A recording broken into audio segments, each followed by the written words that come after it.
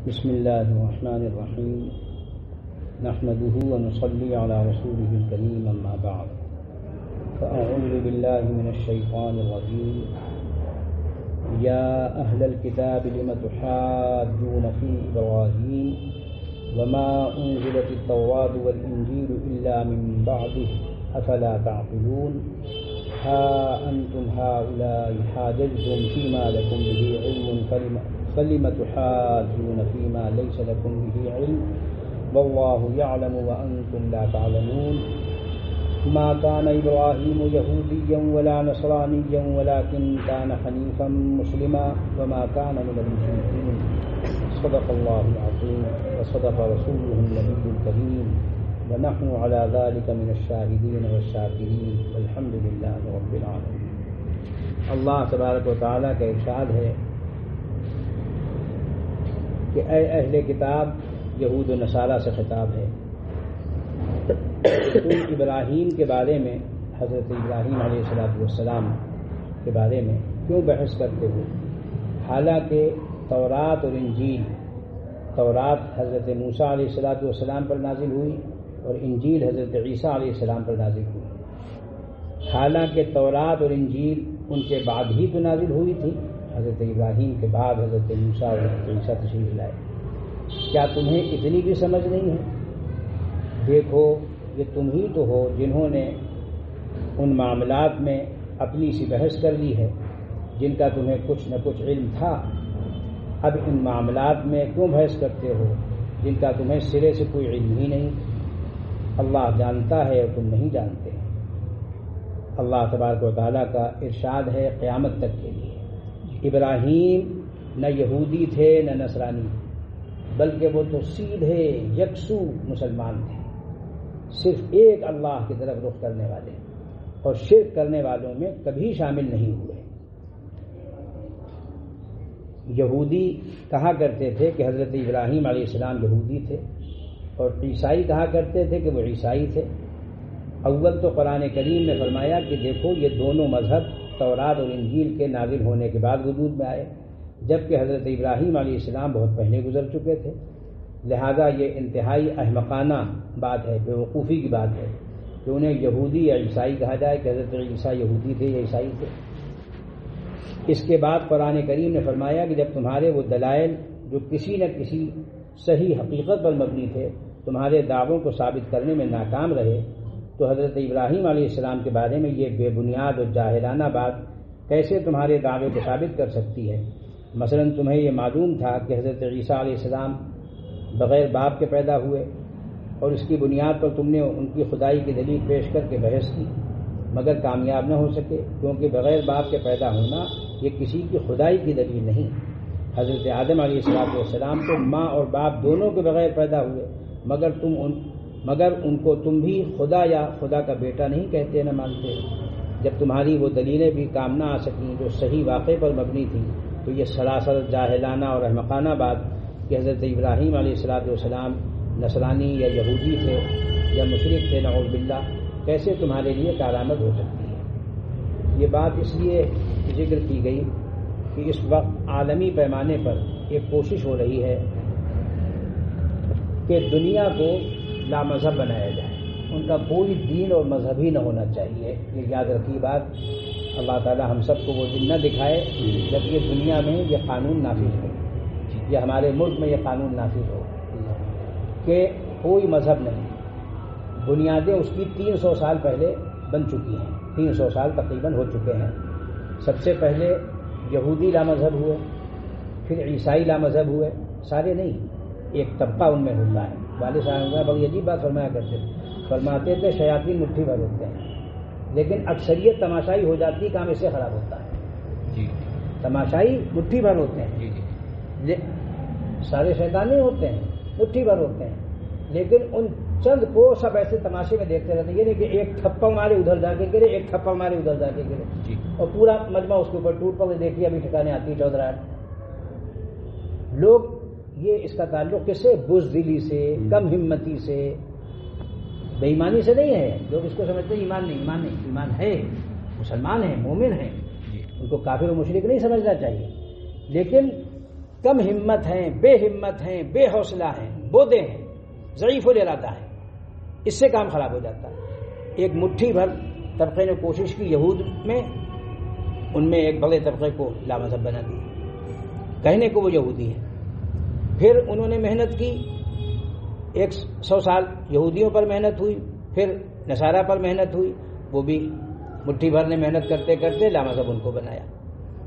پھر انہوں نے دیکھا کہ اچھا اب کون بچا، کہنے لگے بڑے بھائی تو باقی رہ گئے، مشرکین کا انہیں بھی لامذہب بناؤ، تو پھر مشرکین لامذہب بنے۔ اب جب یہ 3 ہو گئے، یہودی بھی لامذہب لادین، نصارہ بھی لامذہب ہو گئے اور مشرکین بھی ہو گئے، تب انہوں نے کہا کہ اب ہم تو 3 طبقے ہو گئے، یہودی بھی، نصرانی بھی، مشرکین بھی، اب کون بچا؟ اہل حق۔ اہل حق بچے، انہوں نے کہا اب ان میں محنت کرو۔ کہ کیسے محنت کی جائے؟ کہ سب سے پہلے 2 آنکڑے ہیں، ان کو مارو پیٹو، مار پیٹ سے ان کو ٹھکانے لگاؤ، مارا پیٹا ٹھکانے نہیں لگے اہل حق، حق باقی تو اہل حق باقی، نہ قرآن ختم ہوا، نہ حدیث ختم ہوئی، نہ فقہ ختم ہوا، نہ فتاوی ختم ہوئے، سب باقی رہا، الحمدللہ ثم الحمدللہ ثم الحمدللہ۔ کسی شیطان کے، کسی مشرک کے، کسی یہودی کے، کسی نصرانی کے میٹنے سے کوئی اہل حق نہیں مٹا۔ اب انہوں نے کیا کیا؟ انہوں نے کہا کہ بھئی ایسے نہیں، مار پیٹ کے نہیں ہوئے، اب ان سے حکومت چھینو۔ اس میں کامیاب ہوئے دنیا میں، کیسے؟ مسلمانوں کی عیاشی کی وجہ سے۔ جب مسلمان عیاش ہو گیا، کامچور ہو گیا، بزدل ہو گیا، ڈر گیا، اور اس نے کہا کہ بس اب تو جدھر دھارا بہ رہا اسی طرف چلو، تو جب دھارے پر آ گئے سب بہنے لگے، تو پھر ان کا بت تگنے تھے، یہ ایک حصہ تھے اہل حق، وہ ان سے 3 گنا زائد تھے۔ ان کے مقابلے میں یہ کم ہمت بودے جو تھے، انہوں نے بھی کہا کہ اس میں پیوند کاری کرو۔ کیسے ہوگی پیوند کاری؟ ان کا سب سے پہلے ان کو تعلیم دو اپنی، جس کو حضرت اکبر الہ آبادی مرحوم نے کہا تھا دل بدل جائیں گے تعلیم بدل جانے سے، تعلیم بدلے گی دل دماغ بدلے گا۔ اب وہ ان کو کچھ نہیں کرنا ہے، انہوں نے کیا کیا؟ کہا ایک ماسٹر چھوڑ دو ان میں، کہا دوسرا کون چھوڑ دو؟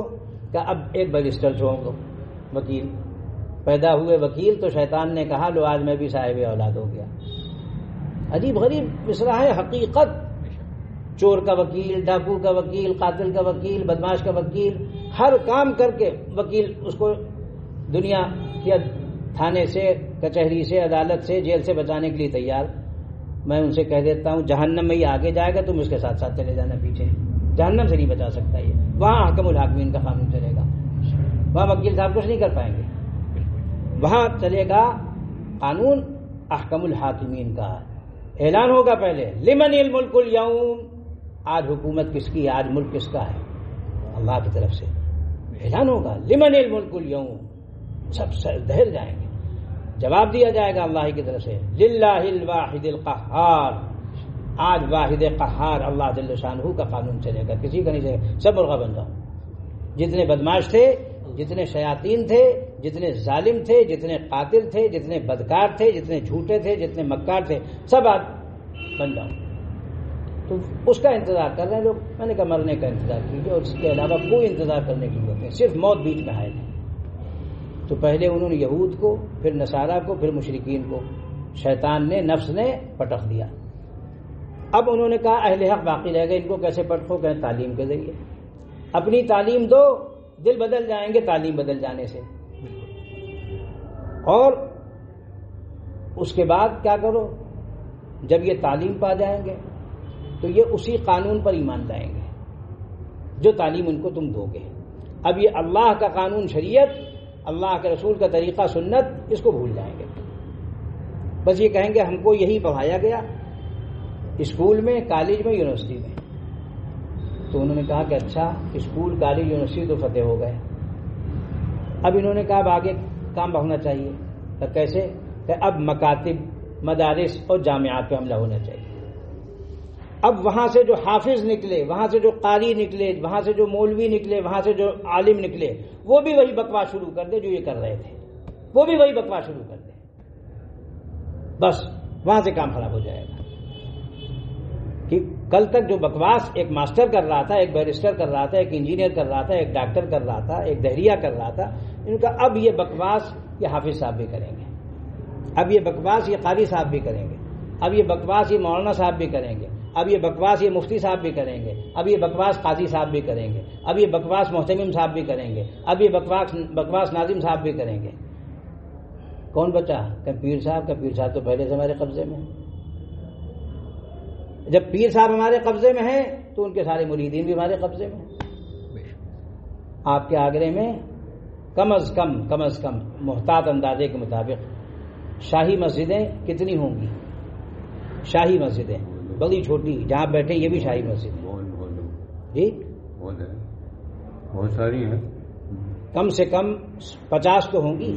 50 میں تو کوئی شبہ نہیں، زیادہ ہے. میں تو محتاط کہہ رہا ہوں، زیادہ ہے. آپ ان کی تعداد تو دیکھ لیجئے کتنی ہے. مساجد بڑی مسجدیں تو مشہور ہیں، بڑی مسجدیں. سب سے پرانی مسجد کلا ہے، یہ سکندر لودھی کے زمانے کی ہے. اس کے بعد مسجد لشکر خاں ہے شعیبیہ میں، یہ اکبر کے زمانے کی ہے. اس کے بعد شاہجہاں کے زمانے کی مسجد جامع مسجد ہے. اور قلعے کے اندر جو مسجدیں ہیں وہ بھی شاہجہاں اکبر، شاہجہاں جہانگیر، شاہجہاں اورنگزیب کے زمانے کی یہ مسجد ہے. اس کے بعد کیا لکھتا ہے؟ عالم، شاہ عالم، عالمگیر کے بعد کی ہے. 319 عالمگیر کے بعد کی تاریخ لکھی ہوئی ہے. تو اتنی تو مسجدیں ہیں آپ کے پاس کہ ایک بڑی تعداد تقریباً محتاط اندازے کے مطابق یہاں علماء اور بزرگان دین، علماء دین اور بزرگان دین، بڑے بڑے ادباء اور شعراء بھی، اور بڑی خوبیاں رکھنے والے، ان کے پرانے مزارات مقبرے کتنے ہیں؟ 250. 274 حضرات کے مزارات آگرے میں بتلائے جاتے ہیں، جن میں سر فہرست 3-4 حضرات کے مزارات. سر فہرست شیخ یہ جو علاء الدین مجذوب شاہ ولایت جو کہے جاتے ہیں، یہ بھی قدیم ترین بزرگوں میں ان کا مزار ہے. 920 دادا پیر جو کہے جاتے ہیں ان کا لوگ نام ہی نہیں جانتے. دادا پیر کہتے ہیں. کیوں دادا پیر کہتے ہیں؟ سیدنا ابو العلا رحمۃ اللہ علیہ کے پیر اور ان کے پیر یہ دونوں وہاں آرام فرما ہے جمنا کنارے. اس لیے ان کے پیر صاحب سیدنا ابو العلا رحمۃ اللہ علیہ کے اور ان کے بھی پیر صاحب یہ دونوں وہاں. اور سید رفیع الدین حسنینی بیلن گنج میں، سکندر لودھی کے زمانے کے، 5 بادشاہوں کے زمانے میں رہے. تو اس کی تفصیل نہیں بتانی اس وقت، صرف ایک نمونہ بتلا رہا ہوں کہ 3-4 ایسے حضرات کے مزارات مقابر ہیں کہ بس اس وقت وہاں جائیے تو جانے کو دل چاہتا ہے اور جائیے تو افسوس ہوتا ہے. کوئی نہ جائے تو اسے حسرت ہوگی کہ میں بزرگان دین کے مزار پہ نہیں گیا، اور جائیں تو وہاں دیکھ کر افسوس ہوتا ہے جو صورتحال ہے. اس کو سنبھالنا کس کا کام ہے؟ فرشتے آئیں گے اس کے لیے یا شیاطین؟ یہ 2 ہی طبقے ہیں، ایک خیر کے ایک شر کے. فرشتے یا شیاطین؟ نہ، ذمہ داری آپ کو دی گئی. اللہ تبارک و تعالیٰ کے ہم سب بندے ہیں. پہلی نسبت دل و دماغ میں محفوظ رہنی چاہیے. دوسری نسبت حضرت آدم حضرت حوا کے اولاد ہیں. اور تیسری اور آخری نسبت حضور اقدس صلی اللہ تعالی علیہ وسلم کی ہم لوگ امت میں ہیں. تو ہمارے پاس یہ 3 نسبتیں، 3 نعمتیں، 3 دولتیں ہیں. اللہ تعالیٰ مرتے دم تک ہمارے دل و دماغ میں اور ہماری نسلوں کے دل و دماغ میں اس کو باقی رکھیں. اس کے بغیر ایمان سلامت نہیں رہ سکتا، عقائد درست نہیں رہ سکتے، ایمان درست نہیں رہ سکتا، اخلاق درست نہیں رہ سکتے، اعمال درست نہیں رہ سکتے. اللہ تعالیٰ علوم نافعہ، اعمال صالحہ، اخلاق فاضلہ سے نوازے. یہ ہمارے بزرگوں کی دعا ہوتی تھی ہمیشہ. اللہ تعالیٰ علم عطا فرمائے، عمل عطا فرمائے، اس کے مطابق، علم صحیح کے مطابق عمل مقبول، اور عمر طویل عطا فرمائے تاکہ اللہ تبارک و تعالیٰ کی زیادہ سے زیادہ عبادت کر سکیں، اللہ تعالیٰ کی مرضیات کو اختیار کر سکیں. تو میں یہ عرض کر رہا تھا کہ اس وقت ایک عالمی فتنہ ہے کہ ابراہیمی مذہب بناؤ. ابراہیمی مذہب میں یہودی بھی، نصرانی بھی اور مشرکین بھی، اور نتھی دم چھلے کے طور پر آپ بھی، اہل حق کو بھی نام کے لیے سائن بورڈ کے طور پر، حقیقت میں نہیں، وہ حقیقت میں اہل حق نہیں بلکہ ڈپلیکیٹ، جیسے ہر چیز میں ایک اصلی ہوتا ہے ڈپلیکیٹ ہوتا ہے، نقلی، تو اصلی اہل حق نہیں، نقلی اہل حق اس میں لگا دیجیے ڈپلیکیٹ، کہ کیا چیز کہیں وہی چیز ہے۔ دھوکہ کیسے دیا جاتا ہے؟ دھوکہ دیا جاتا ہے لیبل سے، دھوکہ دیا جاتا ہے سائن بورڈ سے، جی ایسی تو ہوتا ہے دنیا میں، آئے دن اخبارات میں آتا رہتا ہے چھاپا پڑ گیا وہاں دکان میں اتنی ڈپلیکیٹ دوائیں ملی، پتہ چلا ایک اصلی دوا بھی آتی ہے ایک نقلی بھی آتی ہے۔ تو ایسے ہی حق کو کیسے ملتبس کیا جائے؟ انہوں نے کہا بہت چور دروازہ ایک ہے، کسی کو پتہ نہیں چلے گا۔ کہ کیسے؟ کہنے لگے باطل کو حق کہو، جب کوئی کہے ارے یہ کیا کہ اس کا منہ نوچ لو، جیسے باطل کو حق کہو، جب کوئی ٹوکے تو منہ نوچ لو اس کا، تو سب بندروں کی طرح اس پر لپٹ پڑو۔ تو آدمی جو ہے بیچارہ اپنی جان بچا کر سوچے گا بھائی تو ہم ہی شاید غلط کہہ رہے ہیں، یہی ٹھیک کہہ رہے ہیں سب۔ تو اب اس وقت حق کو باطل اور باطل کو حق بنانے کی کوشش کی جا رہی، میرے الفاظ یاد رکھیں، سنت کو بدعت اور بدعت کو سنت قرار دینے کی کوشش کی جا رہی ہے، حقیقت کو رسم اور رسم کو حقیقت بنانے کی کوشش کی جا رہی ہے، علم کو جہالت اور جہالت کو علم کا نام دے دیا گیا ہے۔ کہا ان سے کیسے کام لیا جائے گا؟ کہنے کی حقیقت بدل دو۔ چنانچہ ہو گیا ایسا، میں نے بتایا تھا کہ ایک مرکزی ادارہ اسی ملک کا، اس کا محتمم کہتا ہے کفریہ شرکیہ گیت کو کہ اللہ تعالیٰ کی تعریف کی نیت سے، حمدواری کی نیت سے پڑھنے کا حرج ہے، اور وہاں کا مفتی کہہ رہا اس سے۔ میں نے کہا توبہ توبہ توبہ، عقل پھر گئی ہے، پتھر پڑ گئے ہیں تمہارے، عقل نہیں تمہارے، کہ ایک آدمی جو ہے کفریہ شرکیہ گیت گا رہا ہے، اس کو آپ کہہ رہے ہیں کہ اللہ تعالیٰ کی تعریف کی نیت سے پڑھنا۔ اور میں نے ابھی پچھلی دفعہ سنایا تھا آپ کو کہ ایک مراد آباد کے فاضل مسلک بریلوی سے وابستہ ایک امام عالم مفتی نے آ کے مجھ سے کہا کہ میں نے ڈھول دھماکے کی تردید کی کہ بھئی یہ حرام ہے، ناجائز ہے، حضور اقدس صلی اللہ علیہ وسلم نے فرمایا کہ میں گانے باجے کو ختم کرنے کے لیے دنیا بھیجا گیا ہوں، تو کہ ایک آدمی بیان میں سے اٹھ کے چلا گیا، ان کو گھورتا ہوا۔ بعد میں کسی نے پوچھا بھئی تم بیان میں سے کیوں اٹھ کے چلے گئے؟ کہنے لگے وہ گانے باجے کو، ڈھول دھماکے کو غلط کہہ رہے تھے، حرام کہہ رہے تھے، گناہ کبیرہ کہہ رہے تھے، کیا کیا کہہ رہے تھے۔ اور پھر تو بھئی جو چیز شریعت سے ثابت ہے، سنت ثابت ہے، وہ کہہ رہے تھے۔ نہیں بھائی غلط ہوتا تو اجمیر شریف میں کیسے ہوتا؟ اب دیکھیے تھا آپ نے اجمیر شریف میں ایسے لوگوں کو کھڑا کر دیا جو رافضیوں کے نمائندے، بدعتیوں کے نمائندے، رسمیوں کے نمائندے، جاہلوں کے نمائندے، ان کو آپ نے قائم مقام مان لیا اللہ کی کتاب کے، اللہ کے رسول کی سنت کے، اجماع امت کے، علماء مجتہدین کے فتاوی کے، ان کے مقابل آپ نے اس کو کھڑا کر دیا۔ اب جاہل قوم کو یہ تمیز نہیں کہ بھئی کون نمائندہ ہے حق کا، کون نمائندہ ہے باطل کا، کون نمائندہ ہے سنت کا، کون نمائندہ ہے بدعت کا، کون نمائندہ ہے حقیقت کا، کون نمائندہ ہے رسم کا، کون نمائندہ ہے علم کا، کون نمائندہ ہے جہل کا۔ تو پھر نتیجہ کیا ہوگا؟ دو راستے ہیں۔ اللہ تبارک و تعالیٰ کا ارشاد ہے فہدیناہ النجدین، ہم نے دونوں راستوں کی ہدایت دے دی۔ دیکھو بھائی یہ راستہ تو جنت کو جاتا ہے اور یہ راستہ جہنم کو جاتا ہے۔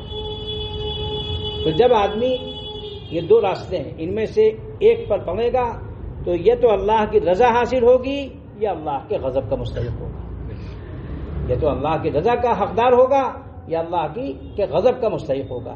اللہ کی رضا کا مستحق ہوگا تو وہ راستہ جنت کو لے جائے گا، اللہ کے غضب کا مستحق ہوگا تو کہاں لے جائے گا؟ جہنم۔ سیدھا سیدھا فیصلہ ہے۔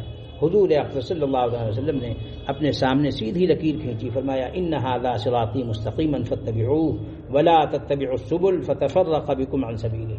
قرآن پاک میں صاف فرما دیا گیا دیکھو یہ میرا سیدھا راستہ ہے، اور پھر آپ نے اس میں اس طریقے سے دائیں بائیں دائیں بائیں نشانات لگائے، فرمایا یہ اس میں سے لوگ راستے نکالیں۔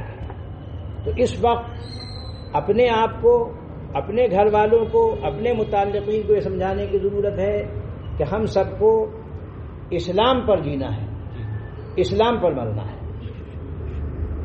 جو اللہ نے حلال کیا اس کو حلال سمجھنا ہے، جس کو حرام کیا اس کو حرام سمجھنا ہے۔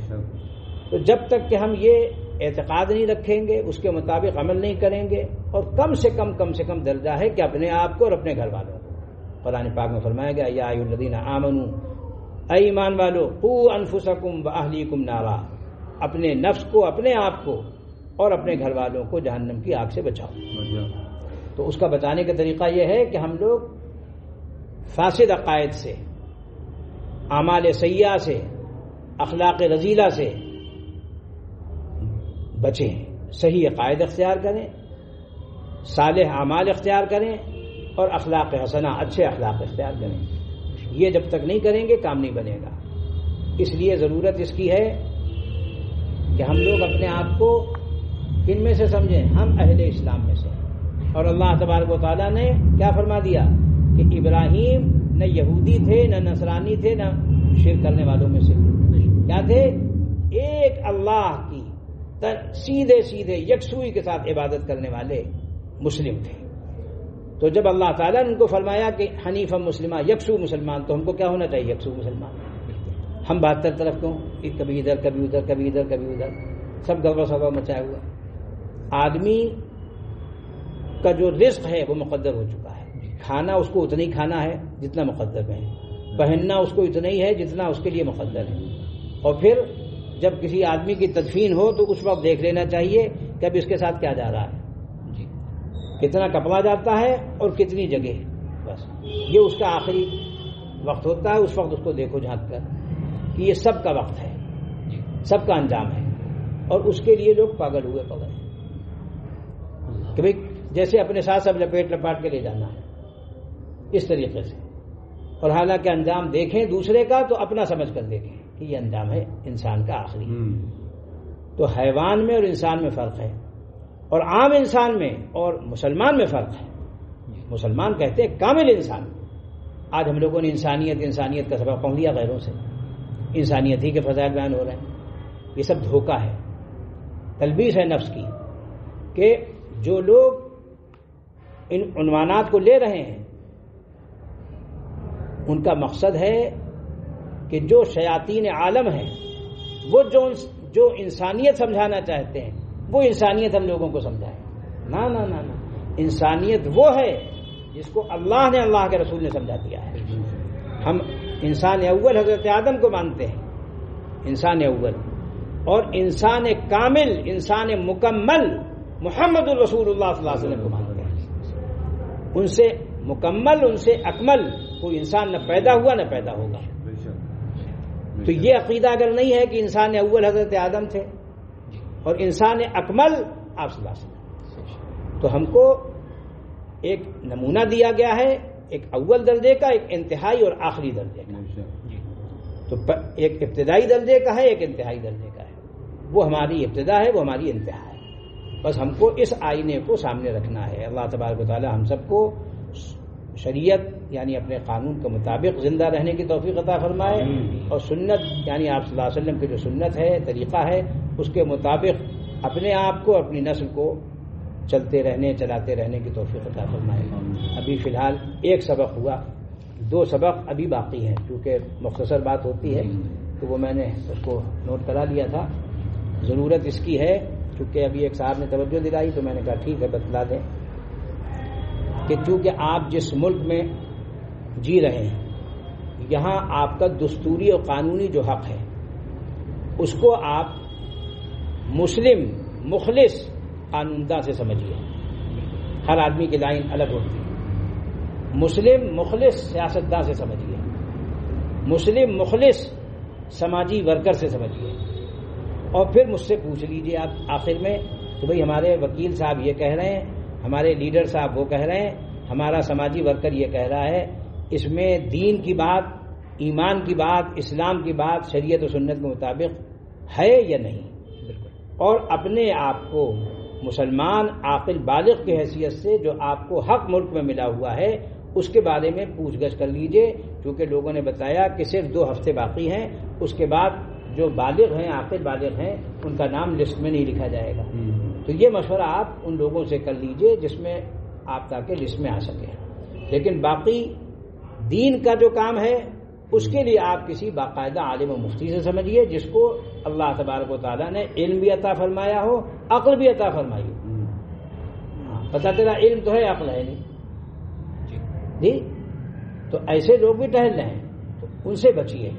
اگر بے علم ہے تو بھی مصیبت ہے، بے عقلہ ہے تو اس سے بڑی مصیبت ہے، اور اگر غیر مخلص ہے تو وہ تو منافق قسم کا ہوگا، وہ اور مسئلہ ہے. وہ عالم اور عاقل، اگر کسی کو علم نہیں ہے، عقل نہیں ہے، تو اگر وہ منافق ہے تو اور نقصان دہ ہے. ایسے لوگوں کو پہچانیے کہ اللہ تعالیٰ نے ان کو علم عطا فرمایا ہے، عقل عطا فرمائی ہے، اخلاص عطا فرمایا ہے. تب تو ہو سکے گا آپ کا علم کی، دین کی، عقل کی روشنی میں انتظام. آپ سے مراد آپ کی نسلوں کا، ورنہ پتہ چلا کہ یہی پتہ نہیں کہ ہم چل کس کے پیچھے رہیں. تو ایسا نہ ہو کہ ہم لوگ نہ تو رہبر کو سمجھیں نہ رہزن کو سمجھیں، ایسا دھوکہ نہ ہو. کیونکہ حدیث شریف میں فرمایا گیا ہے مومن کامل کی علامت یہ ہے کہ نہ تو وہ دھوکہ دے اور نہ دھوکہ کھائے. دھوکہ دینا بھی ایمان کے خلاف ہے، اور دھوکہ کھانا یہ عقل کے خلاف ہے. اللہ تبارک و تعالی ہم سب کو تمام صفات حسنہ نصیب فرمائے اور وقت پر اس کا استحضار اور کرنے کی ہمت نصیب فرمائے. وآخر دعوانا الحمدللہ رب العالمین.